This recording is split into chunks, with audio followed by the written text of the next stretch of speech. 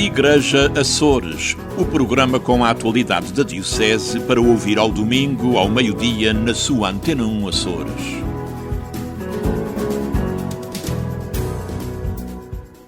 Olá, seja bem-vindo ao Igreja Açores, nesta edição de Domingo de Carnaval.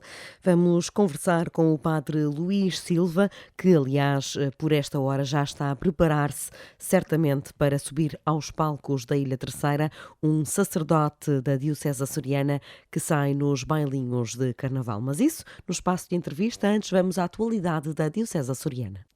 Estão abertas entre 1 e 31 de março as inscrições para a Aldeia da Esperança, que decorrerá de 21 a 25 de julho na Caldeira do Senhor Santo Cristo, em São Jorge. Gisela Batista, responsável pela Pastoral Juvenil Diocesana, adianta algum do programa que está a ser preparado para estes dias diferentes. Teremos quase como um caminho, um trilho, digamos assim, nos dias que iremos sair da caldeira e iremos regressar à caldeira, e este trilho será com uma meditação guiada para que os jovens possam, obviamente, interagir não só com a natureza, mas também com Deus, não é? Que é o Criador de todo o sítio onde eles vão estar nesta semana. Portanto, teremos aqui quase um trilho, a realização de um trilho, mas conduzido desde a sua espiritualidade individual, eles como seres individuais, e depois esse caminho que será feito fora da caldeira e voltarão à caldeira, irão fazer um percurso também da sua vida, portanto eles como indivíduo, eles como na comunidade, a relação, conseguirão explorar a relação deles com Deus, e portanto e voltarão aqui à aldeia. Saímos do início e voltamos aqui sempre ao mesmo início, nós individuais, nós com os outros e nós com Deus. Depois teremos outra dinâmica, que será esta também aqui na caldeira, mas de forma dispersa. Irá haver vários workshops, vai haver aqui um dia em que eles poderão visitar cada workshop, e a ideia, haverá um workshop deles conseguirem pensar no que é isto de construir uma casa comum, haverá outro que levará a pensar como é que podem cuidar ou melhorar os cuidados da casa comum, haverá outros para eles pensarem na importância da saúde, portanto, de eles darem, obviamente, aqui importância à sua vida, não é? E à sua saúde, ao seu bem-estar, ao seu corpo. E haverá outro que também aqui lhes levará a pensar na sua vocação, qual é o desafio, não é? Qual é o meu chamamento, o que é que eu quero fazer, o que é que eu quero ser. E não tem que ser, quando falamos de vocação, também normalmente pensamos em padres, não é? Religiosos, e não tem que ser propriamente padres nem religiosos, não é? Até pode ser um caminho como o matrimónio, por exemplo, constituir família, mas haverá também essa oportunidade, e depois aqui haverá outros também que estamos ainda a construir. Estão também a ser pensadas atividades de caráter mais lúdico. Que vão nos permitir fazer atividades mais à partida, como limpeza da orla, da caldeira, de canoagem. Portanto, vamos ver aqui ainda o que é que conseguimos incluir, mas será mais para atividades lúdicas, no sentido, levando obviamente no sentido de eles aproveitarem a casa onde estão, não é? Essa casa comum que é de todos, mas também levá-los ao pensamento de que é importante sermos nós a cuidar, não é? E a tratar, e deixarmos sempre o local onde passamos, deixarmos sempre melhor do que o encontramos, não é? É esse o pensamento que nós todos queremos, não é? Queremos ter, e queremos também que passe essencialmente nesta semana. Os jovens poderão inscrever-se na página da Aldeia da Esperança, cujo link está disponível na página do Igreja Açores, ou nas redes sociais do Serviço Diocesano da Pastoral Juvenil. Poderá também subscrever a newsletter Igreja Açores e ficar a par de todas as notícias da Diocese Açoriana. Vão sair para a rua no próximo sábado, 8 de março, os primeiros ranchos de romeiros em São Miguel. Este ano a proposta é de meditação sobre o Pai Nosso, e a primeira das 12 intenções é pela saúde do Papa Francisco. Já enviamos para todos as intenções do Sr. Bispo. Todos os anos elas são observadas e é uma boa orientação para a nossa caminhada espiritual também. Quero-me também lembrar que poderei inicialmente, antes da partida dos ranchos, ter um contato direto com os responsáveis, para que nas suas orações e nas indicações de oração que dão aos diversos ranchos, que efetivamente tenham isso mais em conta e até eles podem fazer uma contabilização das orações que são feitas pelo Santo Padre. Efetivamente, Papa Francisco tem por todos, né? Mesmo pelo Papa Francisco, até pela sua dimensão social e o envolvimento que ele tem, particularmente com os mais desprotegidos, com os pobres e com os migrantes, é-nos muito caro o Papa Francisco na sua vertente pastoral. João Carlos Leite, do Movimento de Romeiros de São Miguel, convida os romeiros a desligarem-se das redes sociais e a viver a romaria com espírito de retiro. A maior disciplina possível para poderem se concentrar na oração e nas reflexões que vão fazendo e também como respeito ao outro, no respeito pela natureza e também fruto de alguma um pouco de exagero que aconteceu, particularmente o ano passado, em relação ao uso abusivo, digamos, de alguns ranchos com o telemóvel e captar imagens e gravações dos ranchos em oração e em caminhada. Na generalidade, a maioria dos romeiros não gosta nem aceita, até perturba quem está a fazer a caminhada. E também apelamos às pessoas exteriores, que também se dispõem a captar imagens e som das romarias quaresmais, que tenham mais cuidado e que procuram ser discretos e que não perturbem a nossa caminhada. Este ano são 55 os ranchos de romeiros que estarão nas estradas de São Miguel durante toda a Quaresma. Reflexões diárias, quaresmais, através de uma fotografia. É o desafio lançado pelo Serviço Diocesano da Comunicação e aceito pelo cônego Adriano Borges. Bem, foi um desafio interessante e é mesmo desafiante também, se assim podemos usar ou duplicar as palavras. É desafiante sobretudo porque implica estar assim um bocadinho avante daquilo que é a minha rotina normal, ou a rotina normal de qualquer colega sacerdote que refletimos o Evangelho e as leituras normalmente no dia ou na véspera do dia. Isso obriga um pouco de reflexão anterior e de escolha também daquilo que são as imagens apropriadas, etc. Mas tem sido, porque já comecei este trabalho, tem sido muito interessante e até uma forma de aprofundar a minha própria espiritualidade sobre as leituras e a liturgia do dia. Para o sacerdote, esta Quaresma de 2025 deverá ser guiada pelo Jubileu da Esperança. Que ano é todo ele marcado pelo Jubileu da Esperança.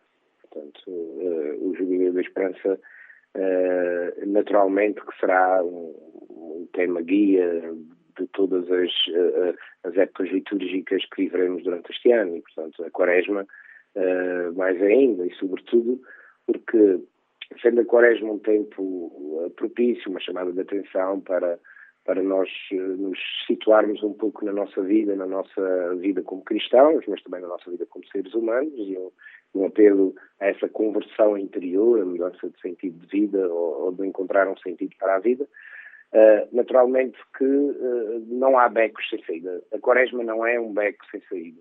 A morte de Cristo não é um beco sem saída, porque a ressurreição abrimos uma porta, um caminho novo, diferente. E, portanto, a Quaresma é em si mesma um caminho de esperança, um caminhar na esperança, como nos diz o nosso Papa Francisco, sobretudo na carta que nos dirigiu para a abertura para este tempo da Quaresma, a mensagem que mandou de caminharmos juntos, não ficando com a percepção ou a falta de esperança de que estamos sós neste mundo e que lutamos contra todos os acontecimentos da nossa vida com tanto esforço sozinhos, mas que temos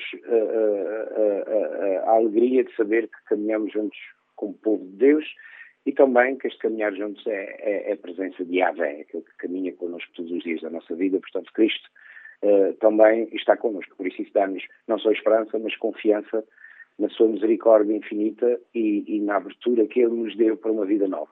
As reflexões serão publicadas diariamente a partir da próxima quarta-feira, todas as manhãs, nas redes sociais Igreja Açores, ou poderão chegar até si, até ao seu e-mail, através da subscrição da newsletter Igreja Açores. Foi entregue na passada terça-feira, 25 de fevereiro, no Vaticano, o processo para a beatificação de Maria Vieira, a jovem mártir terceirense. A documentação recolhida na fase diocesana foi entregue no Dicastério das Causas dos Santos. Quem fez a entrega foi o promotor judicial do processo, o padre Hélder Miranda Alexandre, que garante ter sido muito bem recebido. Fomos muito bem acolhidos, orientados por um senhor Saldanha, que nos endereçou para o chanceler da Causa dos Santos, Fávero, e que nos deram-nos indicações precisas de que, pronto, o processo diocesano está praticamente concluído, da nossa parte não temos mais nada a fazer, mas é de facto a alegria de um trabalho realizado e o entusiasmo de chegar ao fim daquilo que dependia da nossa parte. Depois, a partir deste momento, o processo fica arquivado à espera de ser reaberto por um postulador, que é uma pessoa nomeada superiormente, formada precisamente pelo Estúdio da Causa dos Santos, que fará a análise do processo e dará seguimento àquilo que se chama a fase romana. Portanto, a fase diocesana foi concluída, não depende mais de nós, e isso também traz-me, particularmente para mim, também uma satisfação muito grande de todo o trabalho que tem sido feito e que permite agora sermos orientados por Roma, por quem ficará com este dossiê à sua conta. 4 arquivos recheados de documentação, entre cópias originais, depoimentos e testemunhos transcritos, além da documentação jurídica e formal necessária num processo destes. Segue-se agora a escolha do postulador da causa. Portanto, da pessoa que dará seguimento, agora é uma decisão também do Bispo, que entrará em contato com a Santa Sé e escolherá a pessoa adequada, porque tem que ter residência em Roma e tem que ter o curso para a Causa dos Santos. Tudo depende da pessoa que iremos escolher, porque a causa é relativamente simples. Dentro daquelas causas, porque a Maria Vieira vive pouco tempo, foi um processo muito célebre, não haverá muito a acrescentar. Se as coisas decorrerem bem, poderemos estar a falar de poucos anos de trabalho. O entusiasmo por este processo percorreu 3 episcopados, mas só em fevereiro de 2018, Dom João Lavrador deu indicações para o processo andar com a nomeação da Comissão Histórica e da Comissão Teológica, o que permitiu chegar agora a esta fase final. A história de Maria Vieira era em tudo semelhante à de Maria Goretti, uma menina italiana de 12 anos que no final do século XIX perdeu a vida a defender a sua virgindade e que 7 anos depois da morte de Maria Vieira foi beatificada pelo Papa Pio XII, que haveria de a canonizar Santa Maria Goretti em 1950.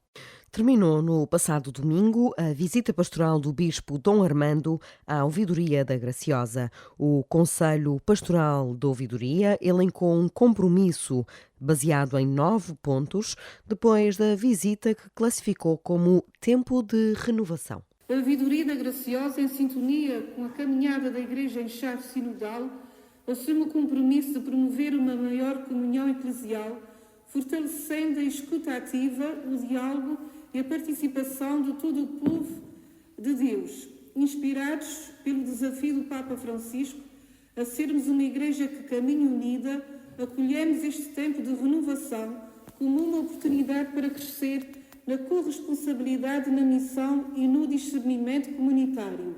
Assim, propomos ponto 1, consolidar a vida da ouvidoria com 2 padres e leigos que, pouco a pouco, se assumam como coordenadores dos diversos sectores da pastoral. Anúncio, catequese e evangelização feita articuladamente com as famílias, os jovens e os catequistas. Caridade, pastoral sócio-caritativa e missão. E celebração, liturgia, grupos de leitores, de acólitos e grupos corais. Ponto 2. valorizar e dar protagonismo aos órgãos sinodais, conceitos para os assuntos económicos e Conselho da Pastoral da Ouvidoria, procurando que os assuntos comuns a todos sejam ali estudados por todos sentidos e decididos, executados e avaliados. Ponto 3. Assumir a urgência da formação de leigos para o exercício de ministérios laicais nas paróquias, ministros extraordinários da comunhão, que possam também presidir as celebrações da palavra na ausência de presbítero, catequistas capazes de coordenar os centros de catequese, leitores e acólitos que, sempre em estreita colaboração com o padre responsável, coordenem e zelem pela formação dos leitores e acólitos. Ponto 4. Desenvolver iniciativas de promoção vocacional nas suas diferentes dimensões. 5.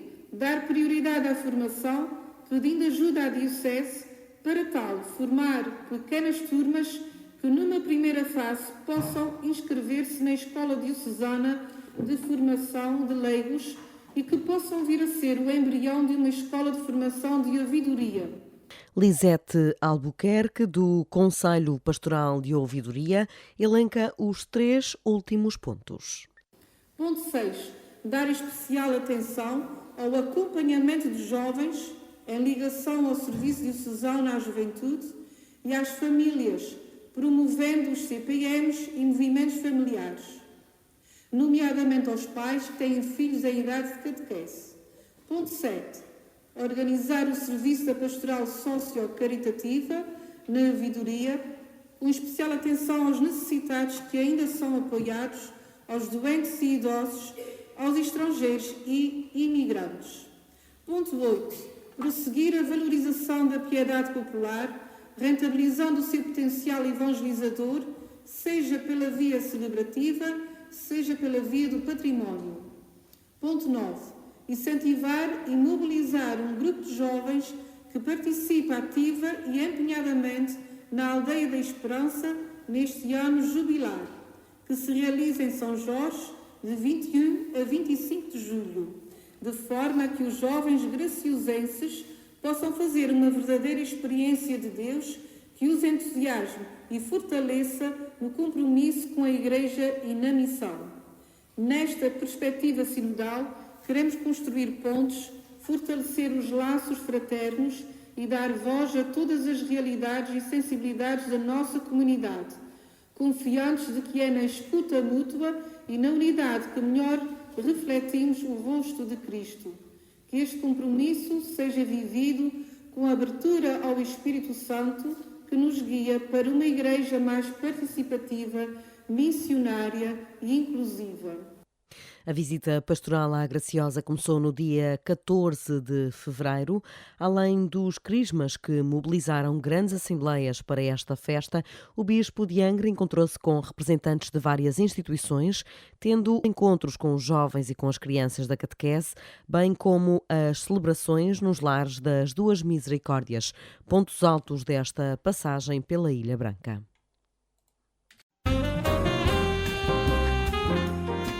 Entre Vistas, com o padre Teodoro Medeiros.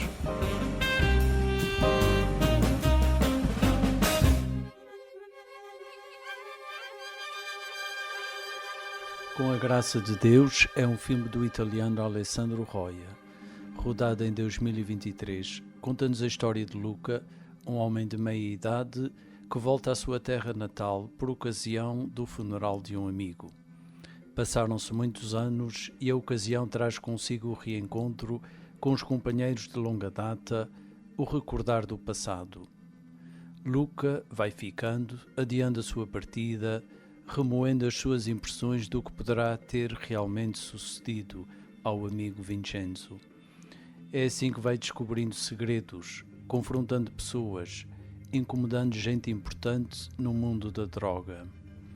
É uma história de mistério, certamente, mas o tom é crepuscular, reflexivo. Não sabemos onde está a verdade, recolhemos cada pedaço e cabe a cada um de nós fazer a síntese.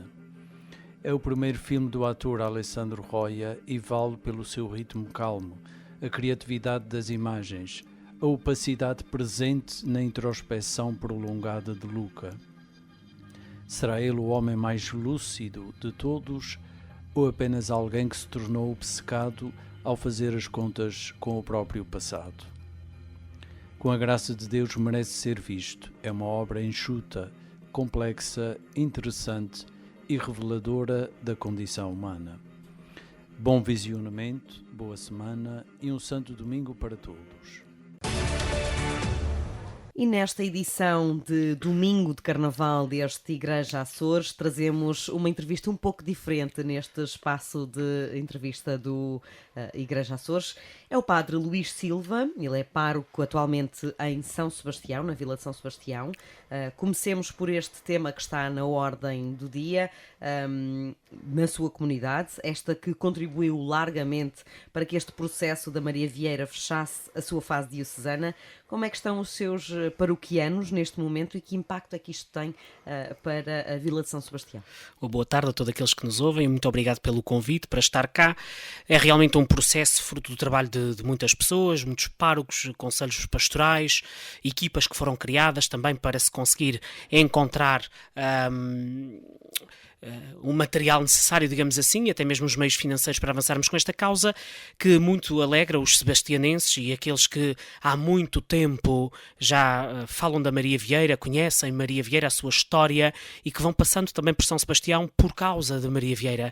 Então, este processo de beatificação é um culminar, digamos assim, de um desejo que existe. Sobretudo popular, não é? Popular, exatamente, um desejo popular que existe, e é também uma oportunidade para a Diocese, na minha perspectiva, também se lançar. Quer dizer, é um primeiro processo que chega a Roma, nós já vamos com praticamente 500 anos de história e não podemos dizer de modo nenhum que Maria Vieira terá sido a primeira santa da história dos Açores, que não será, e muitos outros se calhar existiram e não são conhecidos. Portanto, é também uma forma de vermos a história a partir daqueles que procuram viver determinadas virtudes na sua vida e que deixam para nós isso como um exemplo. E claro que teríamos que falar sobre este tema, mas o propósito de trazê-lo aos nossos microfones é também outro, que, aliás, quando esta entrevista for para o ar, muitos já viram o padre Luís Silva nos palcos da Ilha Terceira. Estamos a falar de um sacerdote que participa nas danças e bailinhos, já participava antes de ser ordenado, e há 2 anos, pela primeira vez, como padre, subiu aos palcos e também se estreou em Assuntos. Como é que surge é natural de São Mateus, como é que surge este amor pelo Carnaval e pelos bailinhos? Pois, eu penso que surge mais ou menos como todas as pessoas. Desde pequeno eu ia para a Casa do Povo, em São Mateus, ver os bailinhos e achava tudo muito bonito, menos os mascarados que passavam por lá, que me assustavam um pouco, mas gostava da música, eu gostava do canto, gostava da representação, sou uma pessoa que gosto muito de rir e, portanto, o Carnaval para mim é realmente uma festa extraordinária. E começa a nascer um pouco o bichinho, não é? Até que um ano, na minha pré-adolescência, saio num bailinho de Carnaval, apenas a acompanhar, eu não sabia tocar instrumento nenhum, eu não representava, era muito novo, fui só a acompanhar, mas a acompanhar já no bailinho, mas não tinha nenhum papel específico. E dançava, era dançarino. Pronto. Numa altura em que isto ainda, só dançarino ainda era uma coisa permitida, agora quase só no torna-se Carnaval mais difícil, sénior, é mais difícil agora. E na altura fui a acompanhar, achei aquilo o máximo, mas claro que não tinha capacidade para sair todos os anos, até porque eles queriam alguém que tocasse algum instrumento, e eu fui ali um bocadinho de empurrão, digamos assim, e só mais tarde, depois talvez pelos meus 18, 19 anos, regresso novamente ao Carnaval, tendo pedido a um amigo meu que ensinasse uns toques no violão, umas notas para poder sair, e em 3 meses aprendi o bastante para ir num bailinho de Carnaval. E assim começa o meu gosto, não é? O processo comum dos jovens que querem aprender um instrumento musical só com esse propósito, muitas vezes. E depois tornam-se grandes músicos. Acredito que sim. Alguns deles... Foi o seu caso? Não, grande músico não. O suficiente para ir no Carnaval. E depois, entretanto, surge o sacerdócio na sua vida, a entrada para o seminário. Foi mantendo estas participações? Sim, é muito interessante. Eu entro para o seminário com 21 anos, portanto, tinha saído num bailinho de Carnaval e tinha convite para o ano seguinte sair no mesmo bailinho. E, portanto, em setembro, quando vou para entrar no Carnaval, Carnaval, uns 2 meses antes fui ser apresentado ao seu reitor e disse-lhe logo, olha, mas eu tenho um convite para ir num bailinho de Carnaval. Eu não sabia se o seminário deixaria ou não deixaria, mas eu já tinha feito o compromisso de que iria com aquele grupo e, portanto, também não queria faltar à minha palavra e não me foi colocado nenhum empecilho, nenhuma dificuldade, desde que não incomodasse todo o trajetório académico, não é, digamos assim, e também a vida espiritual e humana da casa. E como uma coisa não impediu a outra, aconteceu aquele ano e mais outra, até que uma altura que eu disse, agora também tenho que parar, porque a preparação para o sacerdócio também tem a sua exigência e também temos que estar comprometidos com ela, não é? Quantos anos de pausa até depois voltar aos palcos e aí sim enquanto sacerdote? Uns quantos, ali uns 2 anos antes do seminário terminar, 2 a 3, depois tive 4 anos e meio em São Jorge e saio nas Lajes já no meu último ano de Lajes, digamos assim.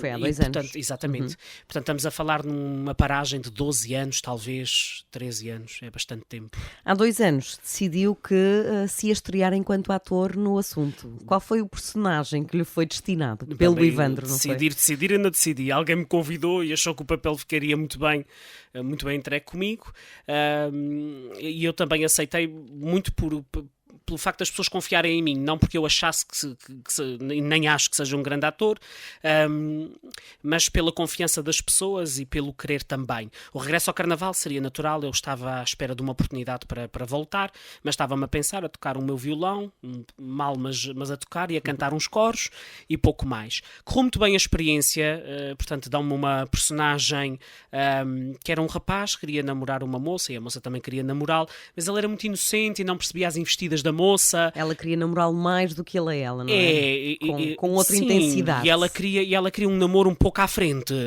e ele, sem perceber as suas investidas, e portanto num papel muito inocente, em que não a compreendia bem e ainda ia falar com o pai sobre as conversas que tinha com ela para ver se o pai ajudava a explicar um pouco o que é que ela queria, porque ele estava com medo, um certo medo dela.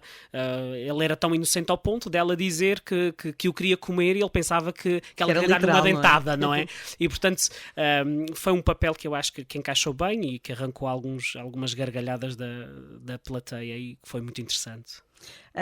O ano passado fizemos uma pausa e este ano estamos de volta. Agora, literalmente, enquanto sacerdote.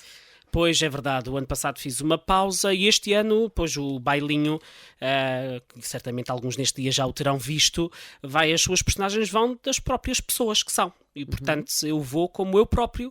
E, portanto, quem me conhece como Luís, eu vou como Luís. Quem me conhece como o Senhor Padre, eu vou do Senhor Padre. Portanto, eu vou de mim próprio, o que também facilita muito. Quem escreve o assunto, Evandro Menezes, conhece todos aqueles que vão no bailinho, ao ponto de conseguir escrever para aquelas pessoas, tendo em conta o grupo que leva em cima do palco. E isto é também uma mestria extraordinária. E o Padre Luís vai ser assumidamente criticado, como muitas vezes o Carnaval da Terceira critica a Igreja, critica os párocos. Aliás, digamos que o Carnaval tem aqueles personagens mais ou menos fixos, e o Padre, normalmente, o pároco está sempre num desses personagens dos assuntos. Vai ser criticado este ano? Eu não faço a ideia, mas também... Não, criticado dentro do assunto. Dentro do assunto... Não, eu acho vão brincar consigo? Não. Vão gozar consigo?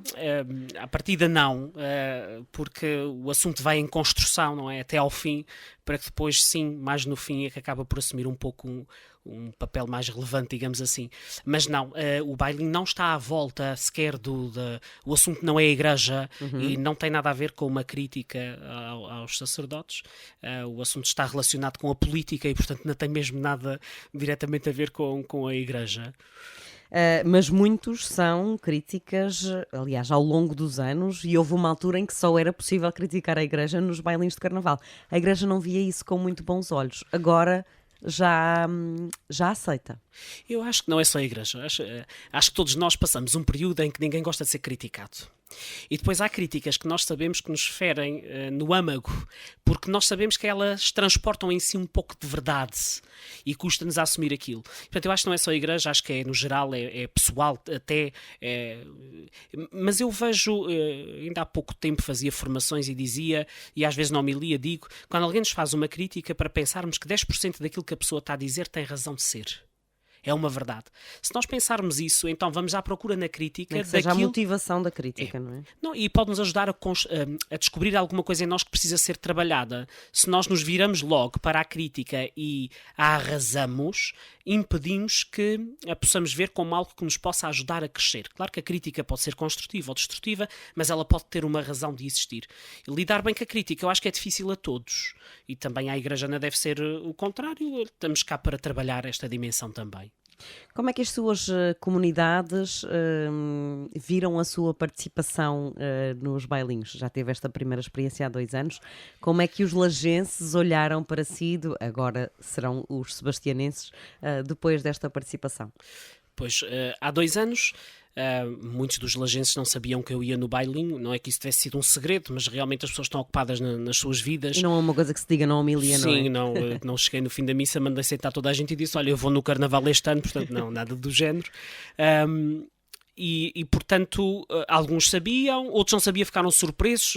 Há algumas reações no salão engraçadas, do tipo, aquilo é o nosso padre que está ali, estavam a contar, e depois eu ia a tocar e a cantar, já estavam a achar alguma graça, quando entrei com um personagem que ninguém sabia também, portanto acabou por ser muito interessante e o feedback foi muito positivo, mas nas lajes as pessoas, desde que eu cheguei, pelo menos acolheram-me nesta perspectiva. Eu tentei integrar-me, saí numa marcha das lajes e depois viemos a São João e à praia também com a mesma marcha, e as pessoas acharam muito interessante esta forma de se integrar, até porque estamos a falar numa vila que é um poço de cultura, é muito virada para esta realidade, aquela zona do Ramo Grande é muito virada para isso, e a Vila das Lajes é, sem dúvida, diz-se muitas vezes, a rainha do carnaval, e portanto acho que foi talvez um pouco por tardio, mas as pessoas acolheram muito bem. Este ano veremos São Sebastião e Fonte do Bastardo, que eu tenho 2 paróquias, ando aqui sempre a multiplicar.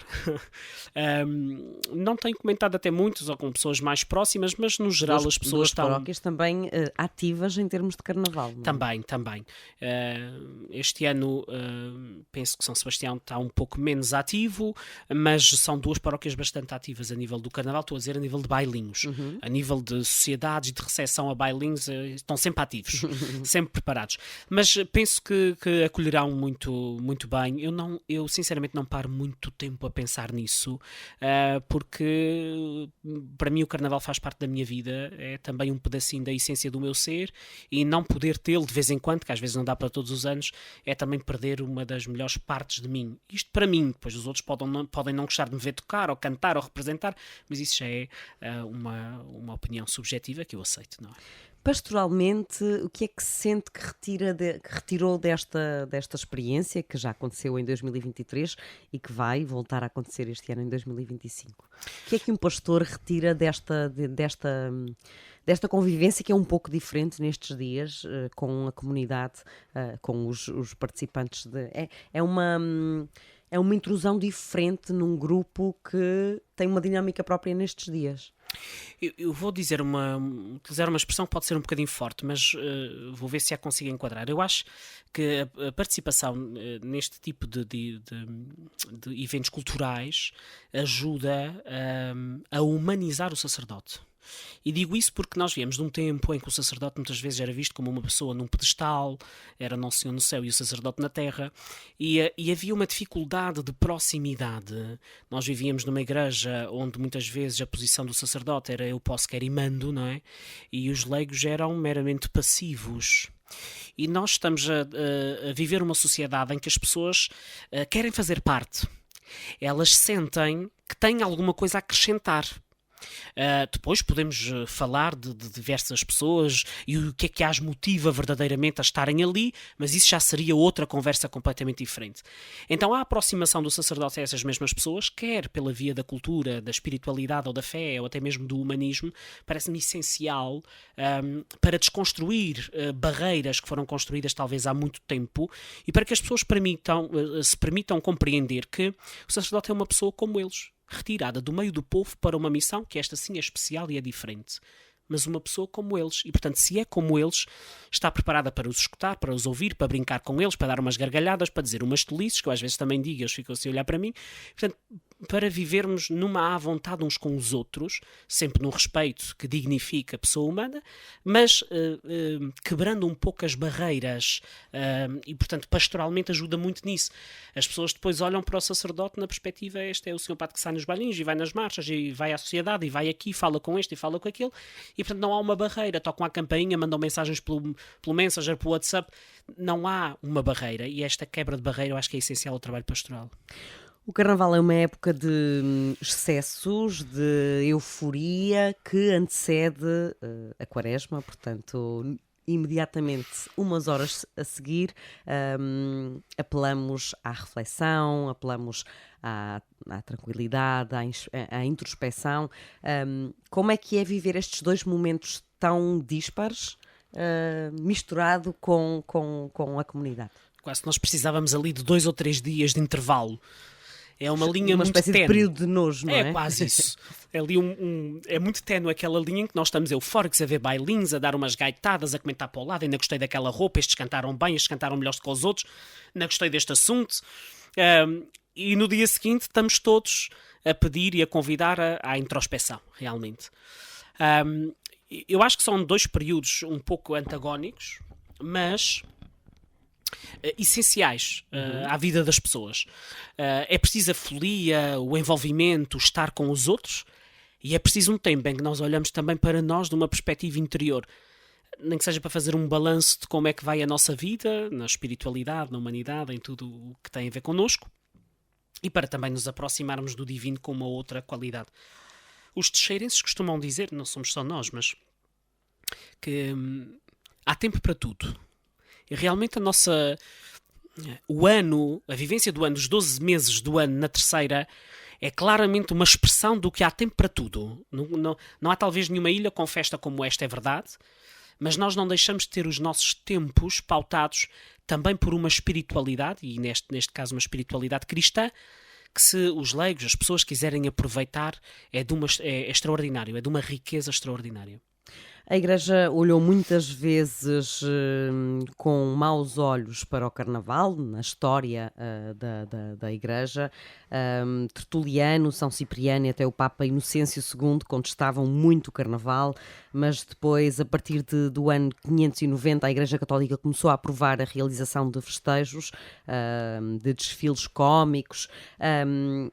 Acha que a euforia do Carnaval é compatível com a prática da fé cristã? Eu acho que é compatível.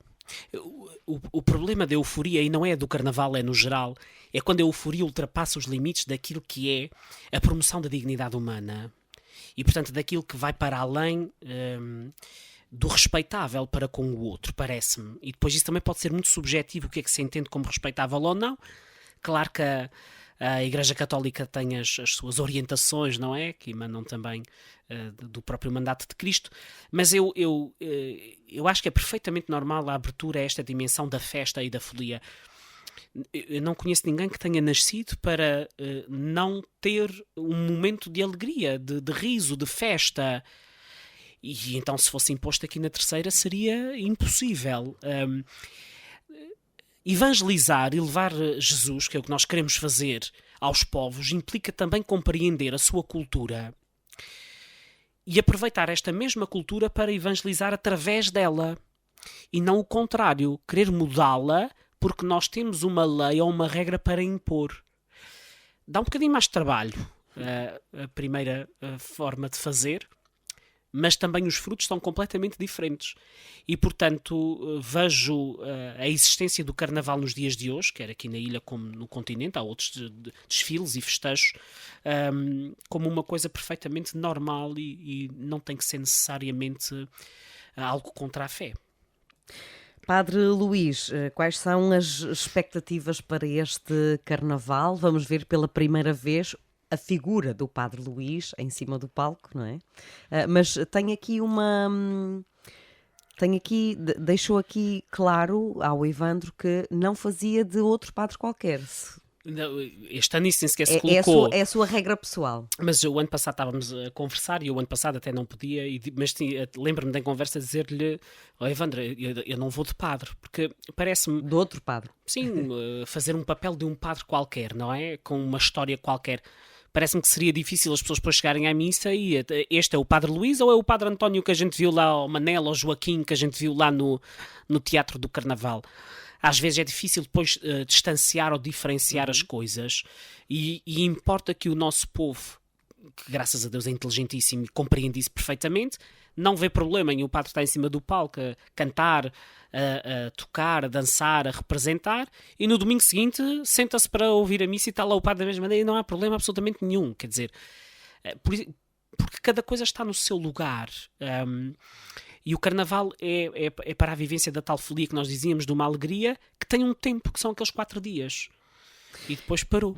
E este Padre Luís também já esteve à frente das câmaras, porque inclusivamente já participou numa reportagem que falava exatamente desta democracia das danças e bailinhos, em que no mesmo bailinho temos... inclusivamente um sacerdote, portanto temos um médico, temos um lavrador, temos uma fisioterapeuta, temos um sacerdote. Considera que é a democracia do Carnaval. Aqueles ensaios ali são todos iguais, não é? É a expressão máxima da liberdade. Quer dizer, viver num país que democraticamente qualquer pessoa, independentemente da sua profissão, vocação, credo, pode estar em cima de um mesmo palco com o mesmo objetivo. E com o mesmo peso, não é? Sim, a igual. Contribuir de forma da mesma igual. maneira. Nós não estamos ali preocupados se a fisioterapeuta, ou se o padre, ou se o lavrador é que sabe mais ou que sabe menos. Há um orientador, que a gente diz que é o cabeça do bailinho, não é? Nos vai dando umas orientações. Normalmente é sempre alguém que aceita a opinião, também não é nada que não possa ser, e vai-se construindo, não é? Em cima de uma base que já está preparada. Acho que esta pluralidade é também uma forma de marcar o quão longe o Carnaval vai e por onde ele se coloca, onde ele consegue chegar e, chegando ali, o quanto consegue atingir. E por isso é que eu dizia que a evangelização também se faz através da cultura. Excluir a cultura deste processo é talvez excluir um dos elos principais para nós levarmos. Claro que ainda vou com a Bíblia debaixo do braço para o ensaio do bailinho. Se chegasse lá assim, afinava-se tudo a rir, não é? Quer dizer, já seria muito caricato. Mas a nossa forma de ser, a nossa forma de estar, a nossa forma de falar... também vive nestes momentos, não é? Sim, e esta proximidade com as pessoas depois naturalmente acabam por procurar, porque têm ali alguém em quem reconhecem alguma coisa.